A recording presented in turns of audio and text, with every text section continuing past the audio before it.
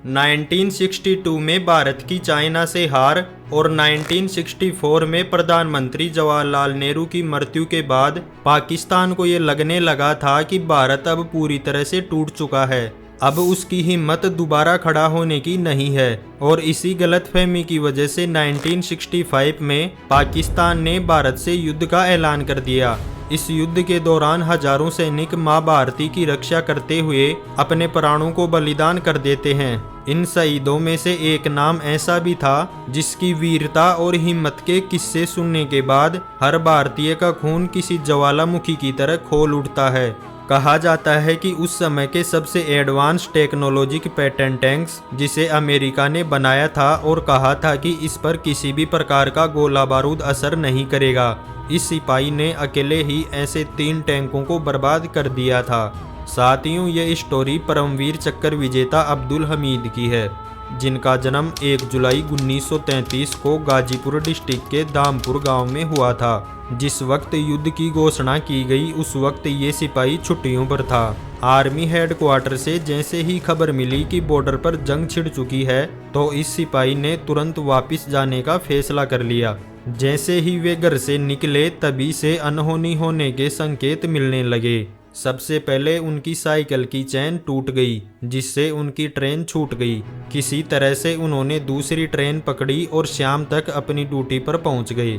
8 सितंबर 1965 को असल और उत्तर सीमा के बीच कपास और गन्ने के खेतों में लेटे हुए 4 ग्रेनेड के जवानों को आते हुए कुछ पाकिस्तानी टैंकों की आवाज़ सुनाई देती है।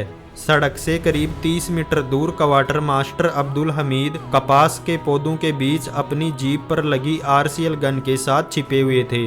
जैसे ही पाकिस्तानी टैंक उनके रेंज में आया, हमीद ने उस पर फायर किया। पहला टैंक जब 200 गज पर था तब हमीद ने अपनी आरसीएल गन से उस पर फायर किया और वो गोला सीधे टैंक पर जाकर लगा। उन्होंने अपनी गन से दूसरा फायर किया और उनकी गन से निकला गोला पाकिस्तानी टैंक के पहिए में लगी चैन में लगा और वो टैंक वहीं पर धराशायी हो गया।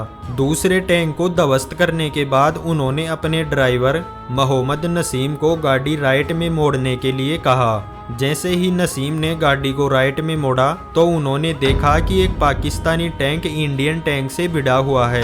तो हमीद ने गाड़ी रुकवाई और अपने पास से ग्रेनेड निकालकर पाकिस्तानी टैंक पर चढ़ गए। टैंक पर चढ़कर उसके हुड को खोला और ग्रेनेड को टैंक के अंदर डाल दिया। उस टैंक को ऑपरेट कर रहे सभी पाकिस्तानी सैनिकों के चिथड़े इस प्रकार उड़े जैसे किसी भट्टी में भुन रहे मक्के के लावे छिटकते हैं। परंतु अफसोस की बात ये थी कि उस टैंक को तबाह करने के बाद जैसे ही वो वहां से जाने लगे तभी सामने से आ रहे एक दूसरे पाकिस्तानी सिपाही ने उन पर फायर कर दिया। उसके फायर करते ही वो तोप का गोला उनके बाएं हाथ को उड़ा ले गया। उनको घायल देखकर ड्राइवर मोहम्मद नसीम ने तुरंत उन्हें जीप में बिठाया और हॉस्पिटल की तरफ रवाना हो गए। जब मोहम्मद नसीम उन्हें हॉस्पिटल लेकर जा रहे थे तो रास्ते में उन्हें कमांडर जयंतनाथ चौधरी मिल गए और गाड़ी रुकवा ली। जब कमांडर ने मोहम्मद नसीम से पूछा कि क्या हुआ, ये गाड़ी कहाँ जा रही है, तो मोहम्मद नसीम ने उनको सारी घटना बताई।